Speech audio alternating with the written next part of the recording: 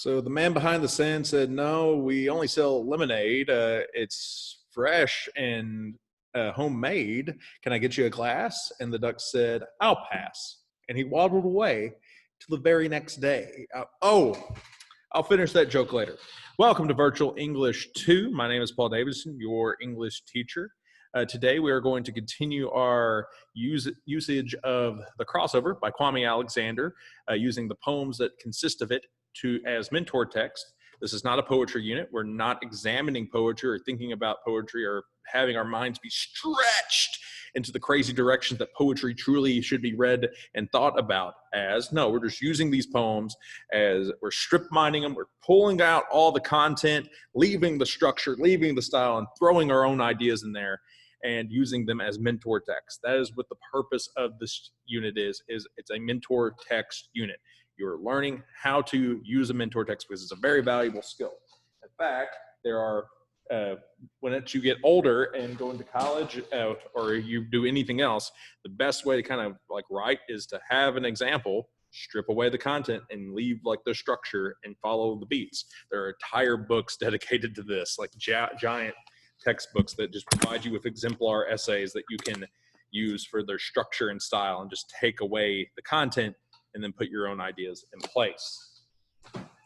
So that's what we're trying to practice. It's the skill we're trying to develop, and that's what we will be doing today, continuing. In fact, I have already done so. These are my poems I'm going to share with you here in a moment.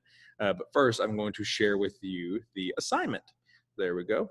And of course, the assignment is you will write 5 poems that follow the structure of the poems that we saw while reading The Crossover by Kwame Alexander. So you need to make sure you do one of each type.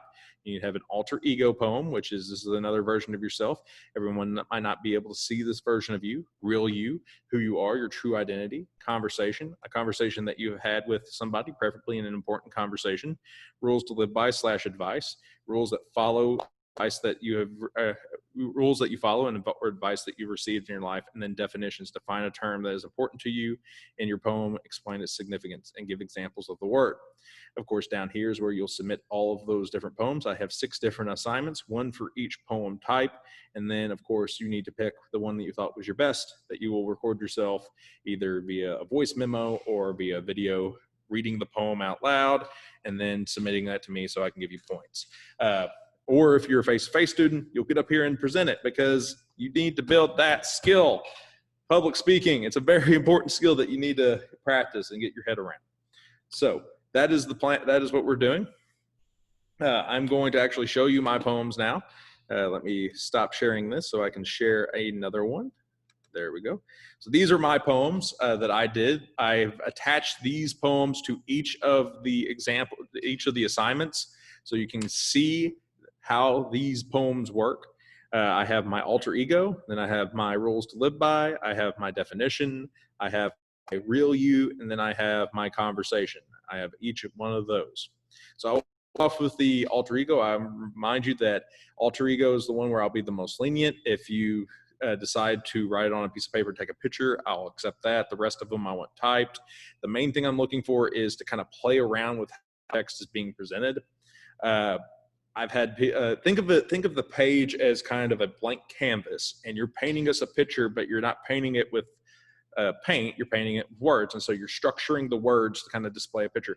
I had somebody that's going to do a baseball or do a baseball player, and so their first word, their beginning of their poem is going to be like a block of text right here that represents the baseball player. Then there's going to be a word swing right here that will represent like the bat being swung. Then there will be like the words that talk about like the ball and its placement. And so that's kind of what they're doing. Here's my alter ego poem. My alter ego is Mr. Davidson. And I try to make everything in the center, me talking, and I right align and left align 2 of the things in order to balance it out. And then I do some creative word choices down here. So let me read it and I'll kind of explain this down here. Word battle. All right, everybody, it's time for word battle. Today's word battle is between Sisyphon, adjective, relating to labors and requiring continual and often ineffective effort. Plenitude, noun, a great sufficiency and abundance. Which word do you find more interesting? Why? Which word would be more valuable to add to your vocabulary? Why? Make sure you show an understanding of the definition in your because. Those virtual students might not understand this. This is the thing I do at the beginning of class every day, and that's how I kind of read it off, and that's the cadence that I follow. So I read it off I say it really fast, so I kind of combined it all into one word to highlight that. Of course, I say in because, so I gave them each their own unique line. So that's how I did my alter ego. Like I said, this is the one I'm probably going to be the most lenient on. I'm just kind of seeing how you play with it. So I just want you to play around with how the text is structured. Some people that are doing typed versions of it are doing different colored text. I like that idea. They're doing different size text. That's also fun. So those are a couple other ideas you might want to utilize. Then right here is my rules to live by. If you look at the rules to live by, there are 8 lines to it. And near the very end, it starts to shorten up the things that they're saying. So I try to emulate that. So the rule that I live by, I called it teacher rule. So teacher rule number 1, and this is a piece of advice that one of my advisors when I was in college gave me. So teacher rule number 1, never try to be cool. You'll never be cool to them. Being on the other side of the desk makes you uncool in their eyes. Shoot for lame. You can hit lame. So it has 8 lines like the basketball rules number 1 does, and it kind of narrows down at the end there. So that's what I was trying to do with that particular poem. Then we go to the definition. I kind of present my title in a similar fashion that they did with the definition poem. Then I provide it with a pronunciation and a speech. I give my definition, and then I give my examples, and I keep the as in for each of my examples. And even with this very first one, I kind of keep the first one when done right. So here's the entire poem. Rigor. Academically, intellectually, and personally challenging instruction, schoolwork, and learning experiences and educational expectations. As in, when done right, rigor can truly be a transformative experience for a student. And I've spent thousands of dollars and hours of sleep trying to make my lessons have rigor. As in, as soon as I introduce my new lesson, the students begin to voice a series of complaints about the lesson's rigor. All right, so that is my example there. I gave 3 examples where I use the word. Even when I use the word, I italicize it, just like they did in the original text, but I put my own ideas in there. I have it reflect my own life. That is my definitions poem. Then we move on to my real you poem. I chose the one that is probably the most popular real you poem that most people take, and I followed the kind of structure that they had. The 5 reasons why I teach. I believe the original one is the 5 reasons I have my locks. He starts his off with number 5. Some of my favorite rappers have dreads. And so I said some of my favorite people were teachers. And I list my mom, my older sister, and younger sister. They're all teachers. Yes, we're all teachers. We're all lame. Then the next one is kind of a next one I treat as a throwaway, but it does kind of pivot into kind of the same essence of what the original was talking about. I think the original number 4 on the original is it made me feel like a king. And so a lot of people have been trying to do that. And I was like, well, what does it make you feel like? Like, does it make you feel good? Does it make you feel happy? Does it make you feel positive? And so someone said, it makes me feel like a sunny day. And I was like, that technically works for the number 4 you have there. My number 4 is, it gives me the attention I so desperately crave. And then on number 2 and 3, in the original of number 2 and 3, they connect it with a comma and. So they connect 2 and 3 with this and right here. So not number 3, not many people seem to actually want to teach, comma, and. Number 2, allows me to give back to my community.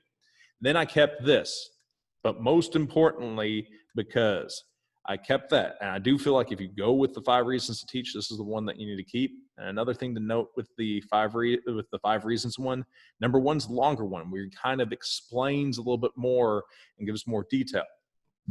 I tried to follow a similar beat. I even kept ever since I and he saw his dad dunk on that 7-foot Croatian. So I tried to add a little bit more detail to the first half of my explanation. Ever since the first time I went and click into place for those 6th graders at North Pim, because that was what happened. And so I give more detail about the experience.